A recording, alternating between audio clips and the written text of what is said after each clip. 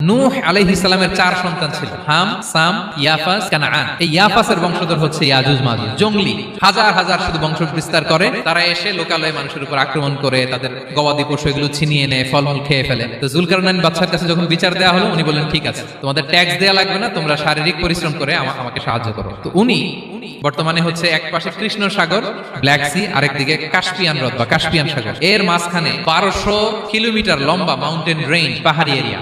এইখানে দুই পাহাড়ের মাঝখানে ফাঁকা জায়গায় তিনি বড় বড় লোহার পাত প্রথিত করলেন, গেড়ে দিলেন।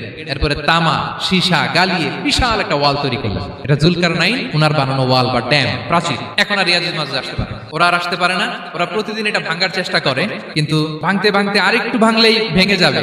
ওরা বলে আগামীকাল ভেঙে ফেলবে, ইনশাআল্লাহ বলতে ভুলে যায়। কিয়ামতের আগ দিয়ে ওদের মধ্যে এই ইনশাআল্লাহর প্রেরণা আসবে। তাদের একজন বলে উঠবে, আগামীকাল ইনশাআল্লাহ আমরা এটা ভেঙে খান খান করে দেব, ঠিকই ভেঙে ফেলবে। তখন তারা ভেঙে চুরে কুটি কুটি ইয়াজুজ মাজুজের দল এসে